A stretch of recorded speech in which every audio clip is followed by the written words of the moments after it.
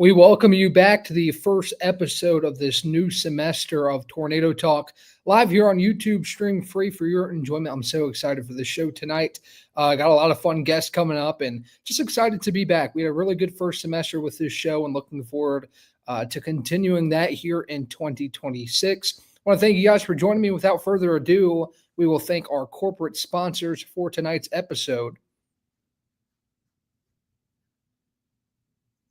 I'd like to thank all our corporate sponsors this season who have brought us a lot of enjoyment: BSN Sports, Comporium, Earthling Coffee, Hampton by Hilton, Jets Pizza, UNC Health Party, Pepsi, Pinnacle Financial Partners, Platt, Prolific People, Suburban Propane, Subway, and Zaxby's. So thank you again to all our corporate sponsors throughout this 2025-26 athletic calendar. We really do appreciate it. I want to talk a little bit about the week in review. Really productive week for women's basketball. Great stretch to start 2026. The Tornadoes are 3-0 after the holiday with wins over Meredith, Mary Baldwin, most recently William Peace, avenging the only loss in conference play. We'll get into that tonight with head coach Donald Hudson, a couple women's basketball student athletes. Men's basketball had a 2-game road trip, fought hard, but eventually fell to Methodist and North Carolina Wesleyan. So the women's and men's team will be back on the hardwood this Wednesday. Salem College for the women. The men will get going shortly after. Without further ado, we'll welcome in our first guest here tonight. It's head men's lacrosse coach Austin Hurley to preview our spring sports this season, and we'll start with men's lacrosse. Coach, thanks for joining me tonight. Been a long time coming. We've been looking forward to this. Yeah, we really have, haven't we, Ryan? Well, I want to introduce you to the Brevard fan base who haven't met you yet. Let's start here. You're coming from Northland College. What stood out to you about Brevard in this transition to encourage you to bring your talents here?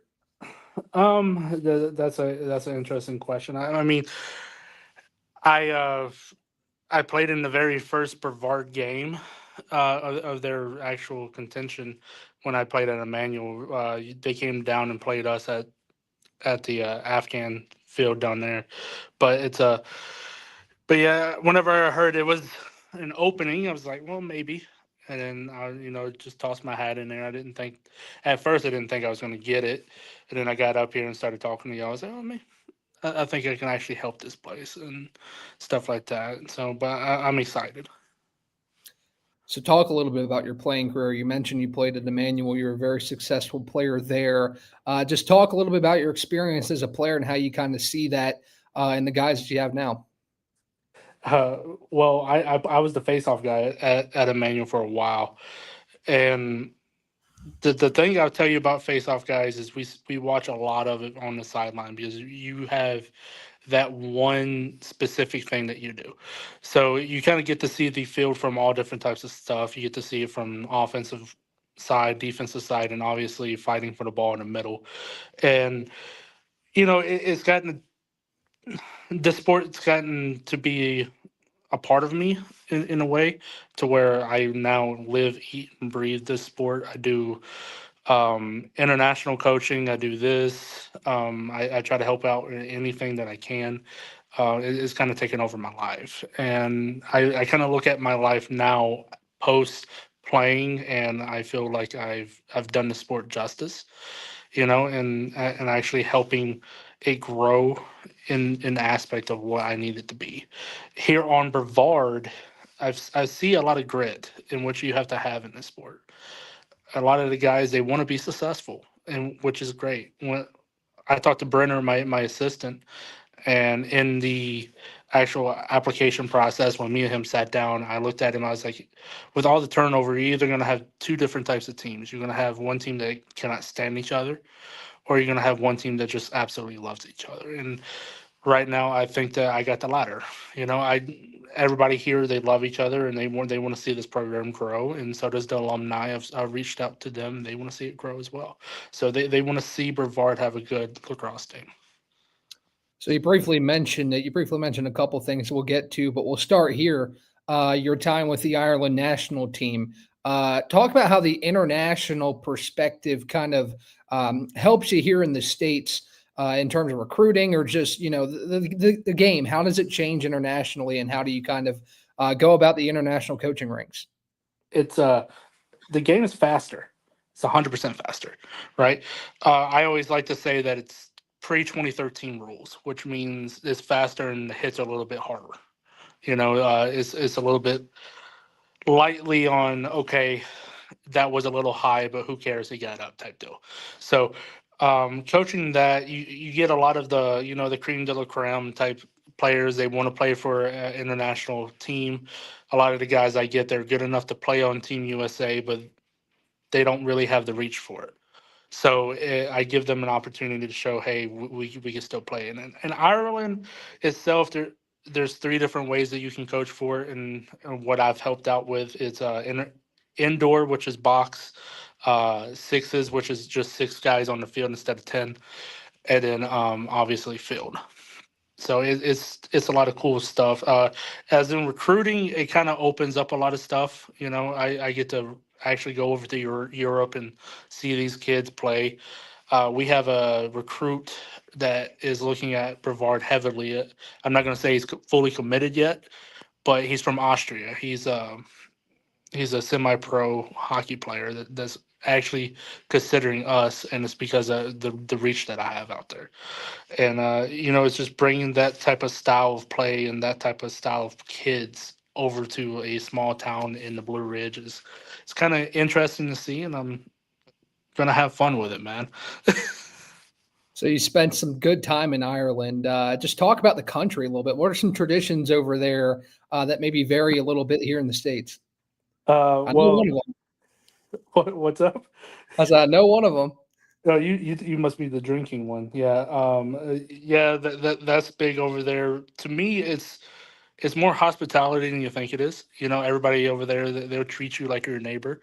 They'll try to look out for you. Ireland's beautiful, man. It's not. It's kind of like a second home to me now, in a way. I was just over there not too long ago, and I got to experience it, even though it was for a short amount of time. But there's other cool places I've been with this sport. I've been to Prague. I've been to Japan. China. I've been to plenty of countries that actually get to represent something, and that's great. Um, Other traditions. I mean, lacrosse is still growing over there, and I want it to be a big name sport over there soon, but we're still about 10 to 15 years away from that actually happening. I'm working really close with Cork Lacrosse, which is Cork is a town outside of Dublin, which is where my family's actually from my ancestors. Um, so it's very close to me to where I want to help work with them and possibly figure out something to either have them come over and scrimmage us or something like that, because they're looking for that. So, but yeah. So you also mentioned this with Brenner Woodcock, your assistant. You retain him from the previous staff. He spent some time here. He's also a former player. What type of value does he bring? And maybe some other additions to your staff. What type of value do they bring to the table to help lead this new group? Brenner is a very good ad. To be honest, he's probably more the heart and soul of this coaching staff than I am, just because he has a connection with these guys. Right, a lot of these guys he helped get them here, and when he left and came back, I mean, it was kind of like a bright light. These guys were like awesome. Other additions to the coaching staff, we have Coach Kyle, who's a professor here. He played at Randolph. He's going to be a very good add on our defense. He's going to be able to help with that. We have Josh Wells out of Georgia. Me and him played at Emmanuel together. He's going to help me with recruiting, just because he does a lot of the travel ball stuff. So he's going to help me with that. We have Kit, who I helped, well, not helped, but have been associated with Ireland. He's going to help break down film. So it's kind of having guys here for a specific reason, just to help the team take the next step, right? For the last couple of years, they've only had one coach and one guy having to do everything. And with me having all these guys able to help me is going to give me so much more time to focus on what I need to do for the guys. So I'm very grateful for all of them. Bundy is on here as well. He's going to help with the goalies and run the box. And probably the most important one is Michael, who's our athletic trainer, to make sure that our guys aren't too banged up after every practice.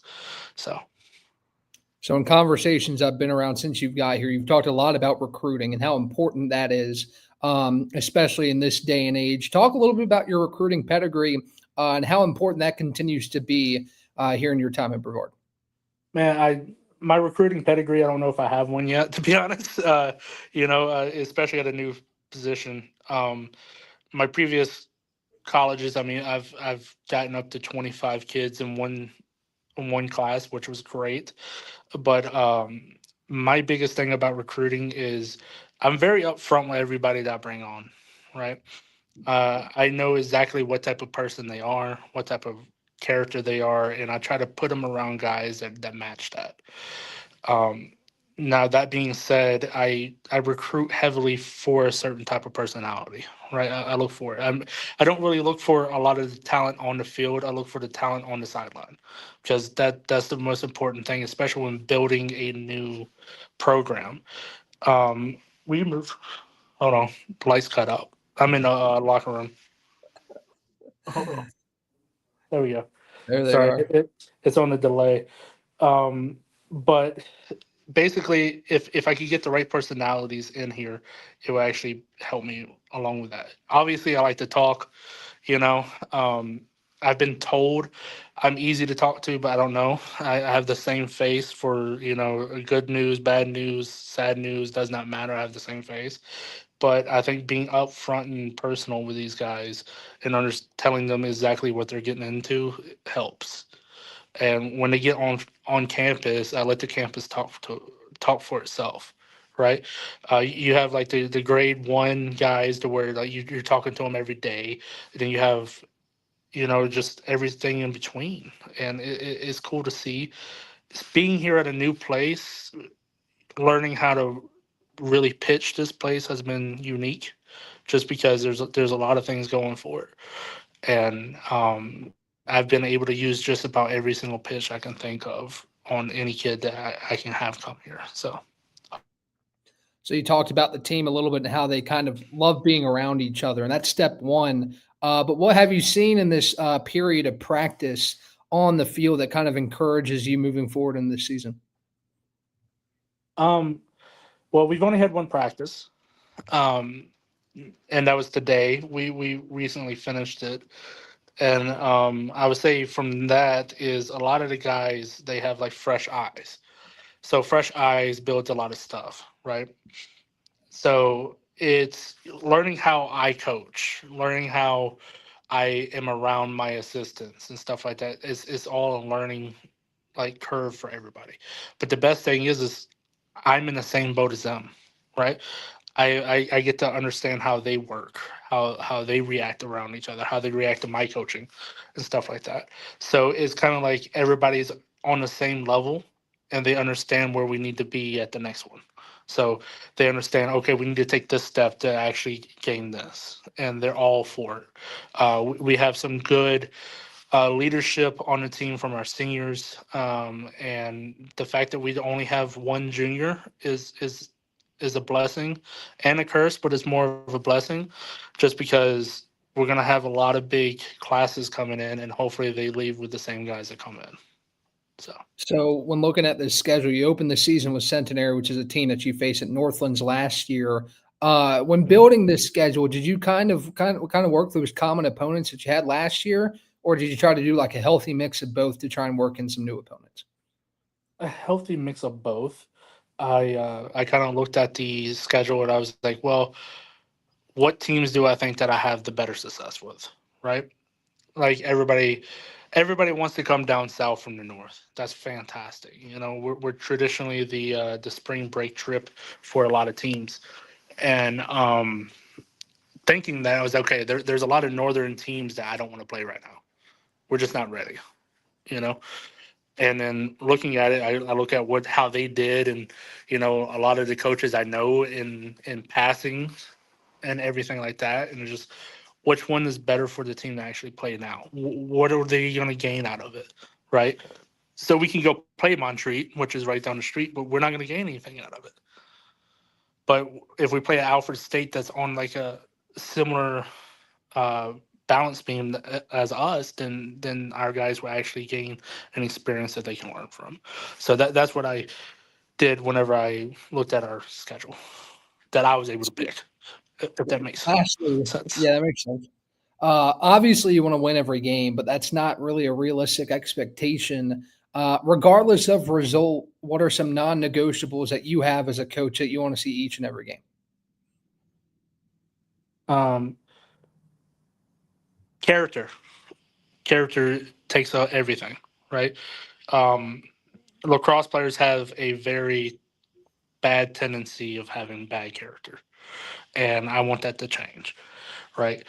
I tell my guys that we win and we lose with our head high no matter what, and I know that every coach says that, but like I want to distill into them like, hey, look, we might not have gotten this time, but we have another one. We have another practice. Don't worry about it. Don't give up. As long as you don't give up, I'm happy. And I know you hear that a million times from coaches. I'm pretty sure Bob Hurley created it first, if that's possible. But it's just one of those things of a mentality and character. As long as they're building on that and they're good, strong men at the end of it, then I'm happy. But, obviously I want to win. That's fantastic. That's a part of the reason why they brought me here. But as long as these guys are able to graduate with a degree and understanding of what they want to do in life, and an understanding of how life is, that like sometimes you have to work hard to get to where you need to go, then I'm happy, perfectly happy. So yeah. Well, we've talked about this moment for a while, and it's finally here. You're on Tornado Talk, and looking forward to having you on multiple times throughout the season. Oh yeah, man. I'm looking forward to it as well, and thank you for not cutting me off too soon. All right, buddy. I'll talk to you later. All right, bud. All right, that is head men's lacrosse coach Austin Hurley. The Tornadoes open the season with a lacrosse scrimmage against Western Carolina Club on February 7th before facing off with Centenary at home on February the 15th at 3 p.m. So we'll move on in our spring sports preview by welcoming in the head women's lacrosse coach, Sarah Perry, to the show. Hi. Coach Perry, how you doing? Good to see you. Good. How are you, Ryan? Good. Thanks for hopping on to preview the 2026 season.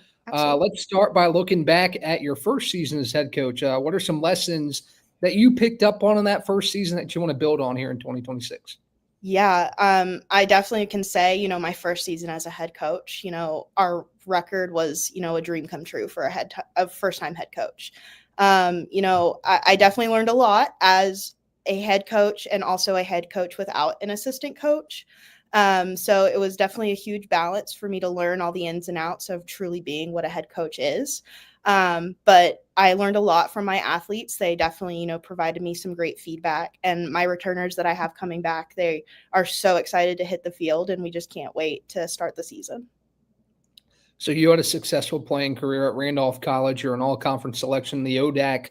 How do you use your playing experience in your coaching style? How does that kind of guide you to help lead this group, knowing that you've been in their shoes before? Yeah, I was on a small roster all 4 years at Randolph. It's not an unknown feeling to me, and it definitely is a hard thing to go through, but I know this group of athletes that I have, just the same as last year, can make it through. We're just, in the bump in the road with our recruiting, and we're heavily, heavily pressing for the next incoming classes, and that's really all we can do. But I know this group, I truly try to, encourage as much as I can, celebrate the little victories. I know that really boosts their motivation, especially, when they see like coach really cares. Like that's something I take really into account. And then, I had 3 different head coaches in college. So I kind of saw what I liked, what I didn't like, and kind of was able to base my coaching style and also just how I hold myself as a head coach based around that. And so I think it really prepped me last year it wasn't a rude awakening, but it definitely was an awakening to what it really means to be a head coach. And I couldn't ask for a better team last year. And I know my returners and my transfers in my first year and all of our newcomers are super excited. And I think we've got a really, really good group together this year. So you made a pretty significant addition to your staff in the offseason, welcoming in Coach Cassidy Hutto to the staff. She played here in her career and was a really productive player for Brevard. Talk about the value she provides to this group, knowing that she's been here before with this team. What does she kind of provide this year and looking 2 years forward? She has been, I want to say, a saving grace. She is a phenomenal assistant coach. She takes any task that I give her with open hands and says, give me, I'll get it done. And she's fantastic. She's got a great work ethic. She's very organized. And I think, in the recruiting process, she brings a lot to the table, being able to talk about how she's an alumni of the program and how successful it was, and just carrying on that tradition is really what we're looking to do. So Coach Cass has been a phenomenal addition to our program. And I couldn't ask for a better assistant, especially, being my first assistant. She has been great. So you mentioned how well that season went for you in your first year. It's not common that you see success in the first year. You guys were above 500 on USA South play, and you had a handful of all-conference selections, with Zan Hill being one of the top returners this year. Talk about some returners that are coming back to this team and also some newcomers that fans can be excited about this season. Yeah, well, you've got, Zan and Ari down on offense. They're really going to make their statement. I think Soph, who's a junior for us, is really going to pop off. Maddie is our leading captain right now, so I know she's going to lead the field. Kyla's our brick wall in the cage, as always. And then, my newbies, I've got Nat, who's down from Florida. She has been a great addition, not just, on the field, but culturally to our program. And then I've got some transfers. I've got one from Warren Wilson. So that Ridge rivalry game is going to be a really good one this year. And then, just some couple newcomers who are trying the sport, which is great. And they have taken it with full force and have really picked it up so quickly. I couldn't ask for, a better group. But, my returners are here to make a statement and they're ready to go.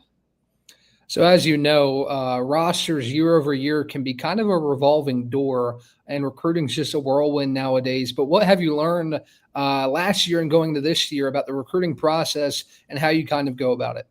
Yeah, the biggest difference I think I've made is not just the amount of time that I'm putting into recruiting, but the amount of time that I'm truly focused and in it. And so I've taken many steps to try to create the best recruiting process possible for athletes. I really enjoy getting them on campus and being able to take them through, this is what a day in the life would be like as a women's lacrosse player. We show them the locker, we show them the uniforms, hey, this could be you. And I will say the recruiting process has gotten harder and harder, just with, I will say, our biggest competition is Division II schools being able to say, I'm a Division II athlete. I was able to sign and get an athletic scholarship, which is awesome. But at the same time, it's hard because it's definitely pulling those athletes away from Division III and definitely making the recruiting pool a little bit smaller, but just means we have to work harder.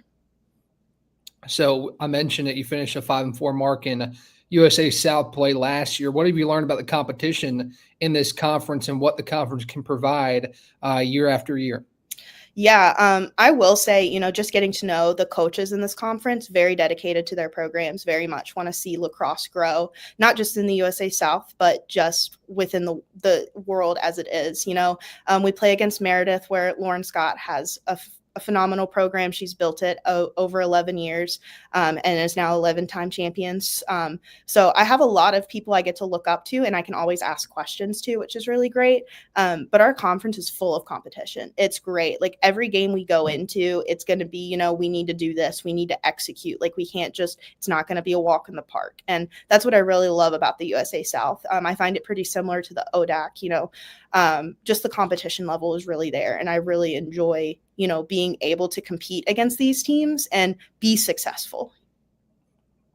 You've checked the first box of having that successful first season. What do you see as the next step for you here in 2026?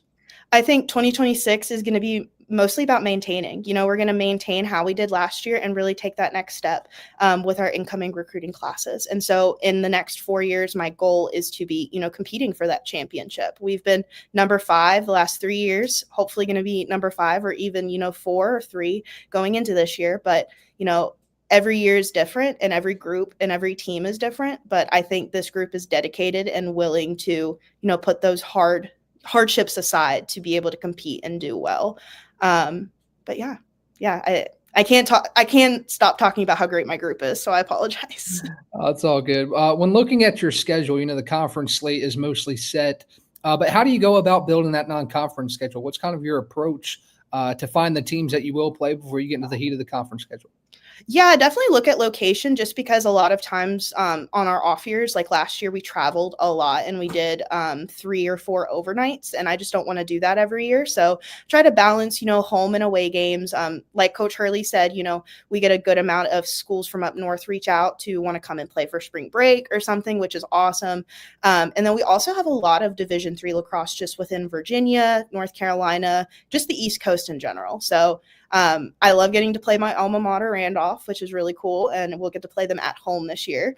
And then the other schools, it's just, what I feel as though will be competitive for us, but also will be a learning experience.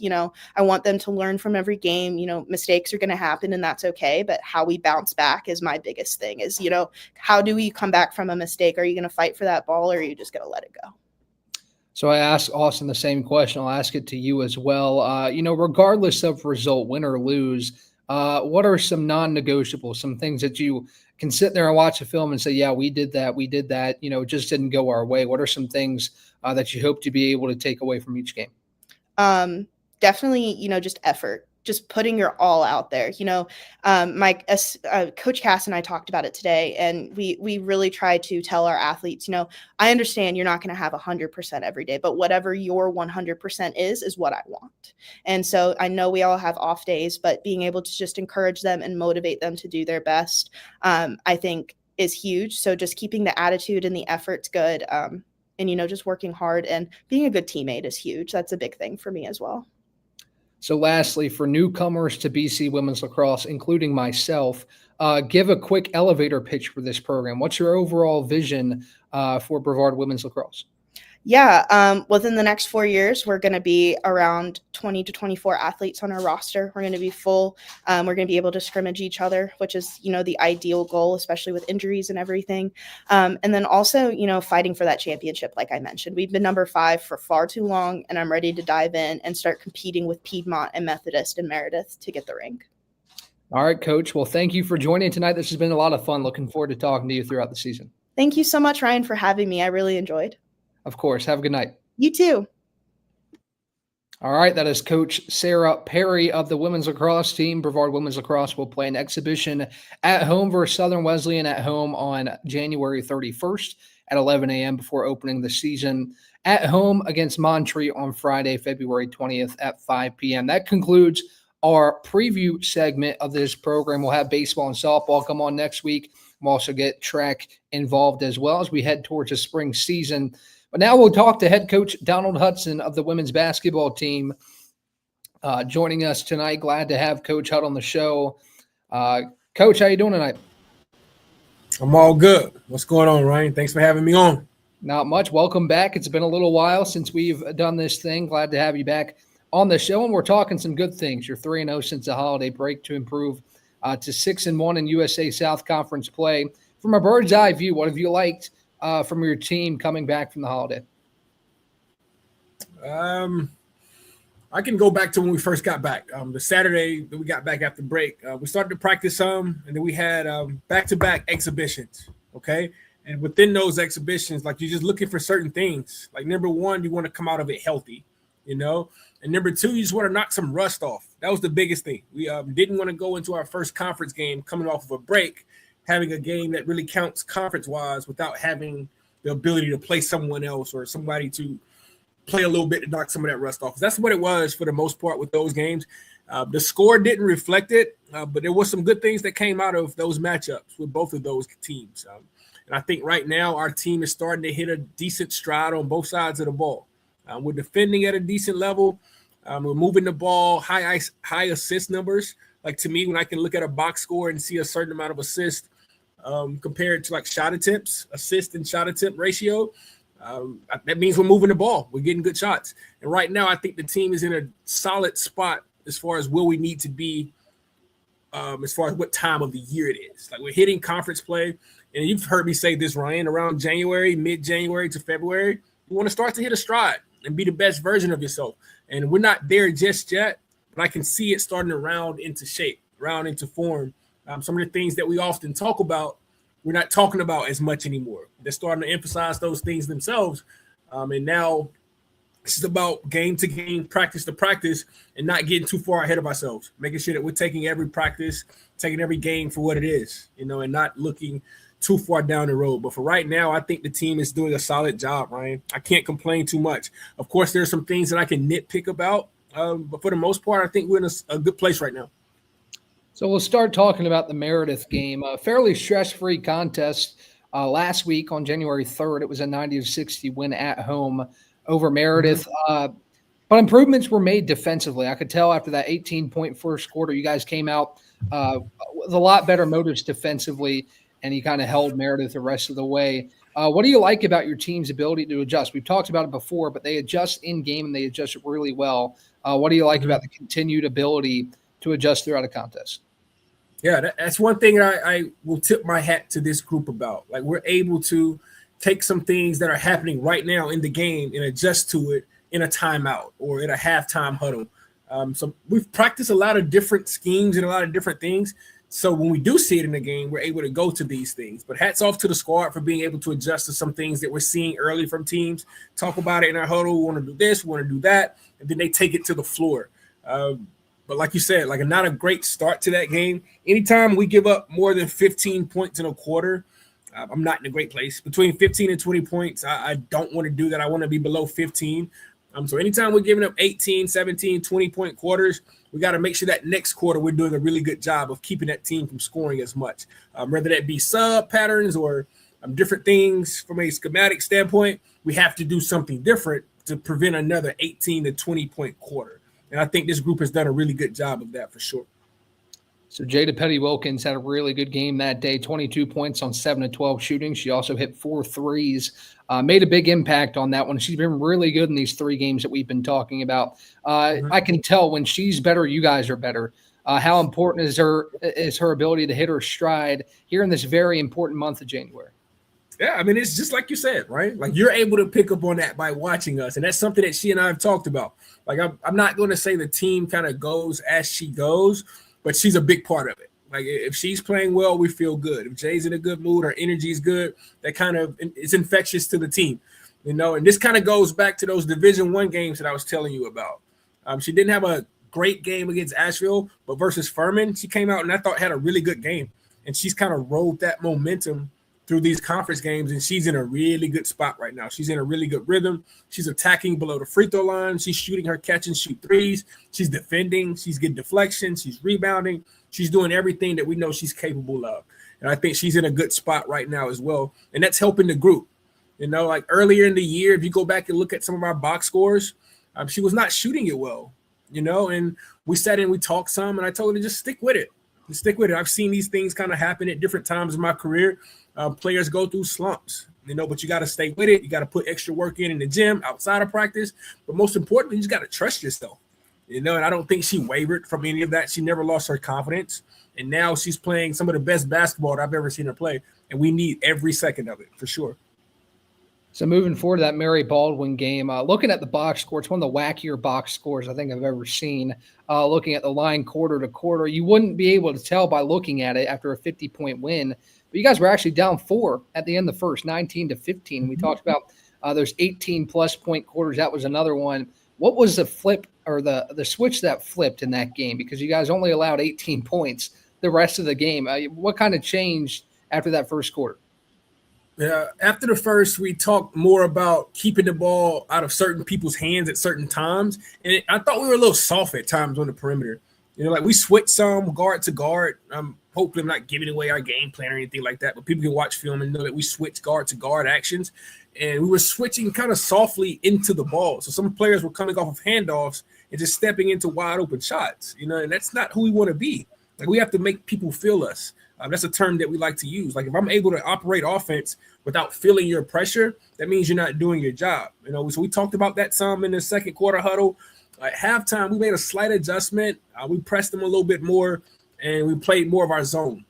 So we pressed back into our zone, and I thought the girls did a really good job in that third quarter. That's one of the best third quarters that I've ever been a part of playing or coaching. I thought we cut their water off. We took good shots. We got in transition some, and we made it very tough on them. So slight adjustment at the half, but most importantly, it was just playing a little bit harder defensively, making sure that they were not able to get the ball where they wanted, and just kind of make them work a little bit more. And we started to turn them over some, got in transition, hit some threes, and before you know it, we look up and the score is where we want it to be. Yeah, I'm not sure I've seen a quarter, especially in a conference game, be as lopsided as that one was, 34-3 in the third. And that's a nice segue to talk about this offense, especially after the halftime break. It's becoming kind of a trend. The third quarters have been really strong lately. How fulfilling is it for you as a coach to see this offense clicking like they are right now? It's kind of, I'll answer this in two parts. Like, yes, right now we're putting it in the basket. We're scoring, I think, 74, 75 per game, high assist numbers.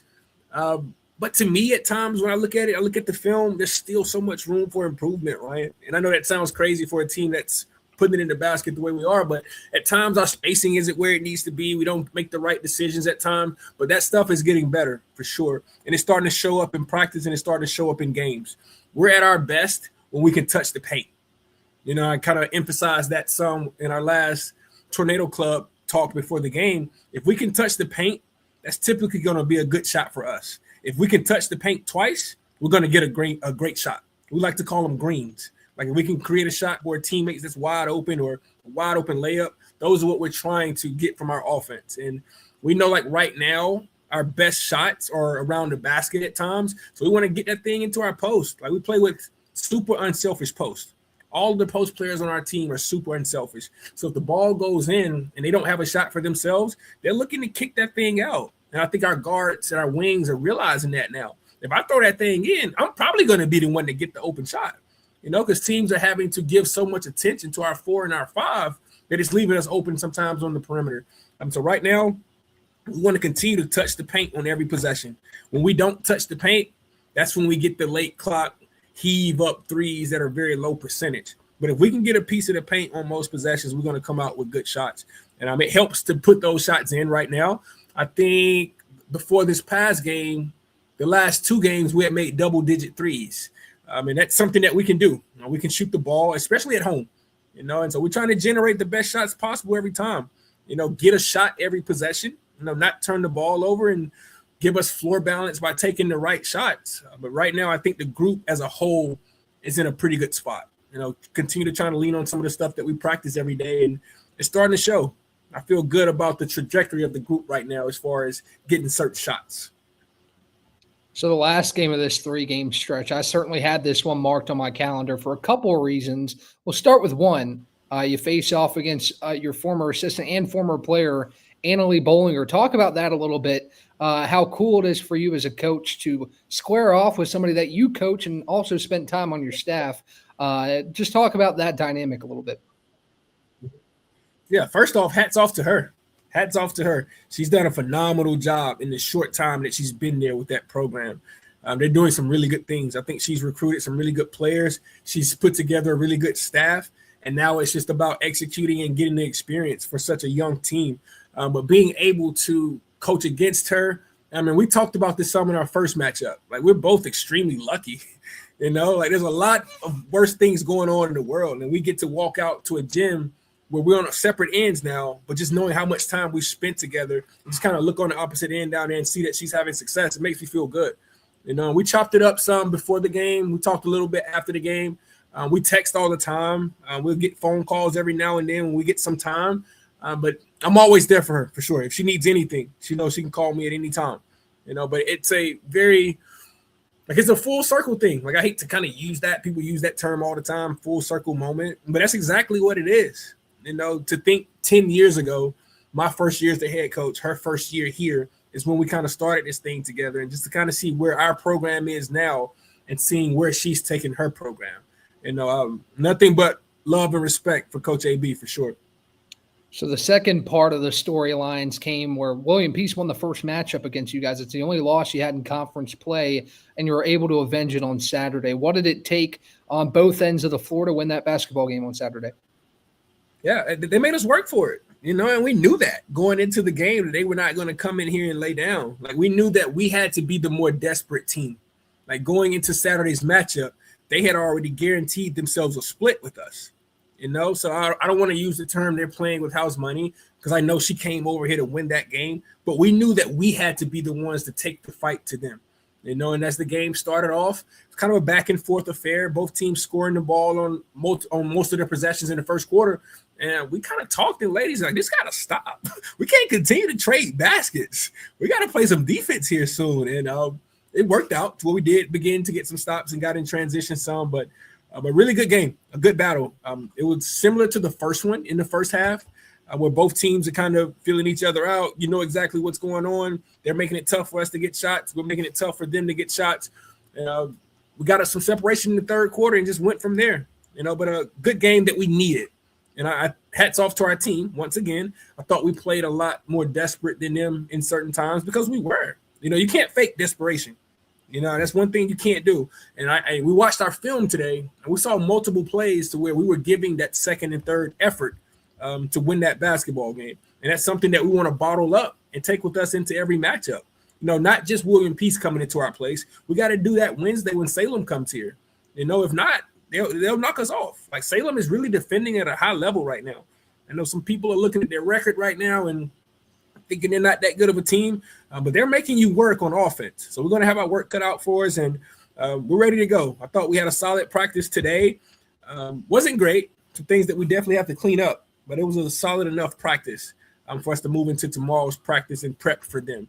But really good win for us on Saturday. I wanted to make sure the team understood that we could not leave out of here Saturday with that loss. We could. It wouldn't have been a season-ending thing, but it would have really been like deflating and pretty big for us to get swept by them. So we were able to kind of take care of business and come away with a split.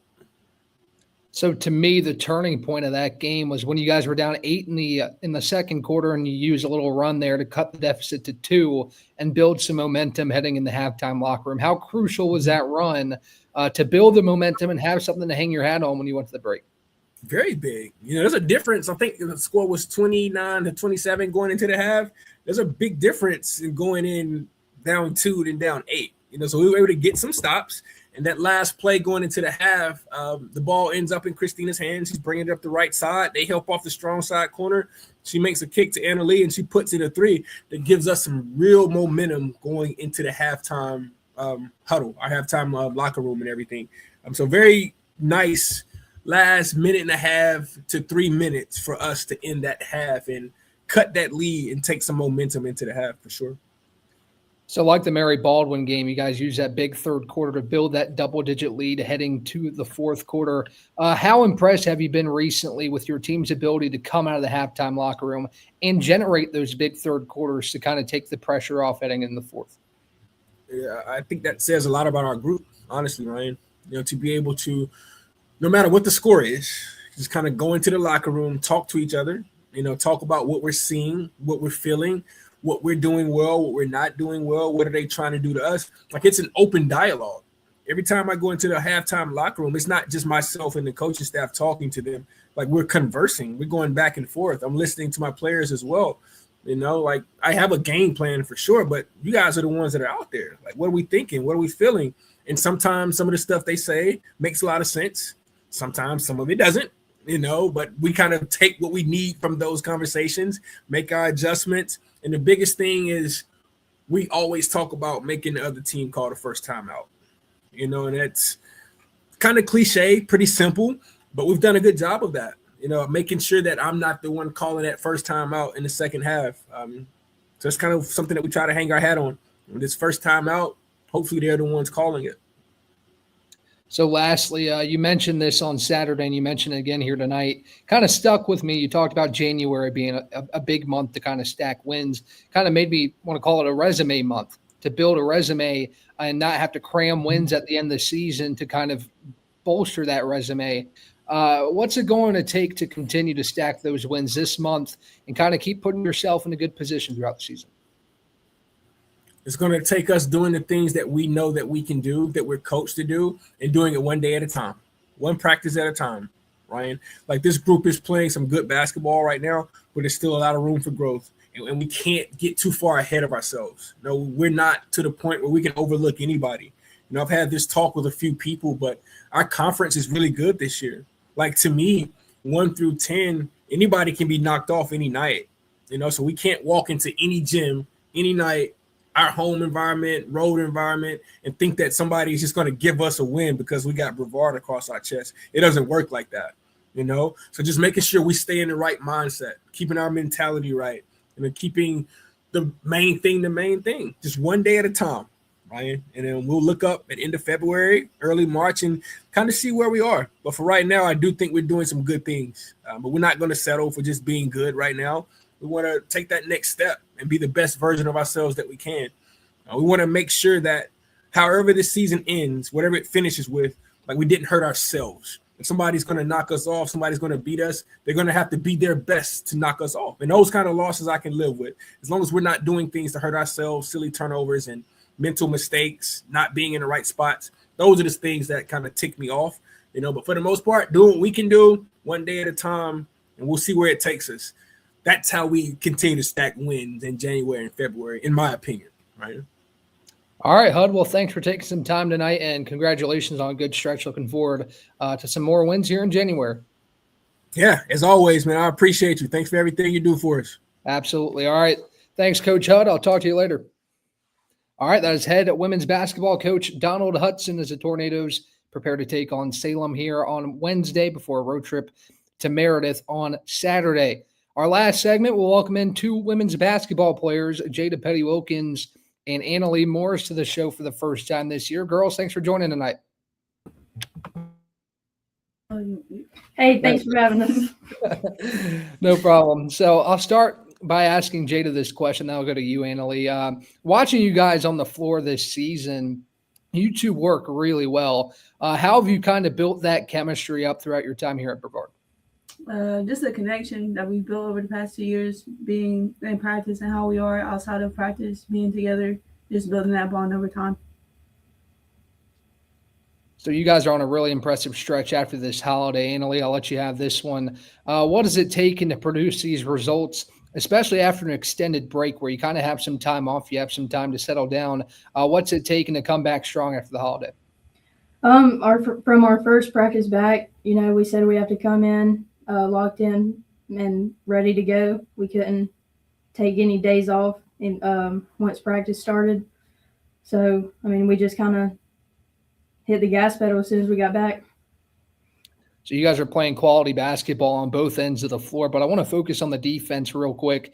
Jada, you're 4th in the conference in steals, averaging about 3 per game. How important has it been for you to be engaged on both ends of the floor and create some opportunities in transition? I feel like it's important, not just for myself, but for the team as well. Having energy, not just for me, but everybody on the team kind of brings the team together to accomplish what we need to accomplish. So offensively on the other end of the floor, you're averaging the 2nd most points in the conference right behind Greensboro, who you took down earlier this season. Annalie, I'll direct this to you. What have been the keys offensively, whether it be ball movement, offensive rebounding, which you guys have been really great at, to have the offense that you have had in the past couple of weeks? Lately, we've had a big focus on our spacing. It wasn't the best at the beginning of the year, so we put a big focus on that, and that's improved a lot over the past couple of weeks. And then also crashing the offensive glass. We've done a much better job at that lately too. So a big one this past Saturday against William Peace. Your only loss of the season in conference came to William Peace last time around, but you two had big games to lead the way. Jada, what was different this game compared to last time to help you guys come out with the win? I feel like just us being ourselves. I feel like when we played them the first time, we wasn't exactly us, but coming back this time, we knew that they wasn't just going to let us have the game. So being us and doing the small things leading up to the bigger things to get us the win at the end of the game.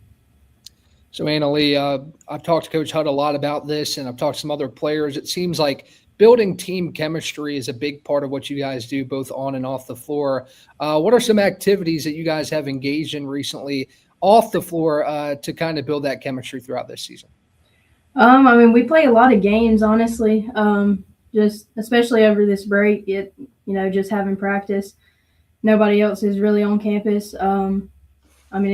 The break was very good for us just to come closer together. We play a lot of card games. Olivia actually has any game you can think of. So most nights we're in somebody's room playing a game. All right, Jade, I'll start with you on this one. Might be a little tough one. Might have to rack your brain a little bit. But who are some players that you watched growing up and now that you kind of model your game after? I say kind of watch Kyrie a little bit. Curry, and how he creates his own shot or get open when someone's space guarding him a lot. Candace Parker, I watch her. Deanna Taurasi, Sue Bird, Brianna Stewart. Those are probably the ones I probably looked at the most and how they do their game. Annalee, I'll direct it to you. You had a chance to think about it a little bit. Who are some players that you kind of model your game after throughout your college career? Luka's one. I'm not the fastest. I'm not the most athletic, and he's not either in the way he's able to still score and impact games.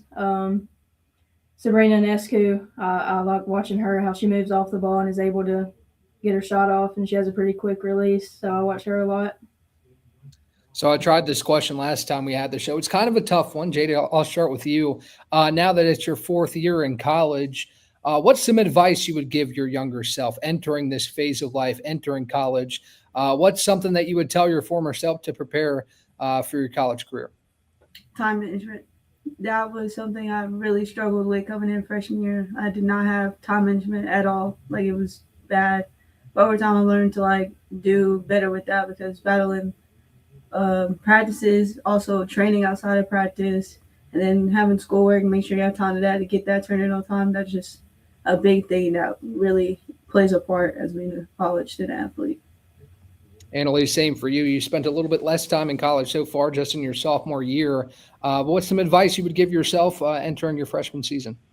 That's a big one. What Jada said, time management. I also struggled with that last year. I would also say you can't beat yourself up after every bad game. It's going to happen. You're going to have games where you don't play up to your expectations, but you got to come back the next day and learn from it and move on. You can't keep thinking about it. Jada, I'll start with you on this one. Throughout your 4 years of college, how have you seen your game develop from when you stepped on campus to now? How have you kind of improved and fine-tuned your game throughout your college career? I've learned to – I still kind of stayed myself over time. I might have lost myself a couple times on how I play. But just learning how my team works and what's best for me to do, that helps benefit the team as a whole. I feel like me knowing that and knowing my position and what helps more and what I do is what really helped me and clicked over the time. Annalee, for you taking the step in production this season, what are some changes and improvements that you made in your game throughout the offseason and into this season that's kind of helped you become a double-digit scorer? I think the biggest thing is decision-making, just not forcing stuff. Sometimes I want the big play. I want the play that looks the best, but sometimes it's about making the easy play and what helps the team in that moment and not always the home run play. Not forcing stuff. I've put a big focus on defense this year, trying to prove that as much as I can. But the biggest thing is decision-making. So I'll start with Jade on this question. This one is pretty fun. What is your pregame routine from the time that you get to the gym on game day from the time or till the time that you step on the court? Do you have any superstitions, any specific music you like to listen to before you get going? I make sure I listen to Rod Wave. That's one of the first songs I listen to when I start listening to music, and the last song I listen to. I'll always make sure the artist is Rod Wave before I stop listening to music and get focused on to the game. Annalee, same for you. Do you have any specific routines, any superstitions that you indulge in before game day? So after we get pregame, I have to take a nap, even if it's just 10 minutes. I gotta have a nap, and then I wear the same spandex. I do wash them, but I do wear the same ones every game. So I'll end with this question, JD. I'll ask you as a senior. This team is obviously very capable of achieving some pretty big things this season. What are the keys down the stretch that put you guys in a position to achieve those things near the end of the season?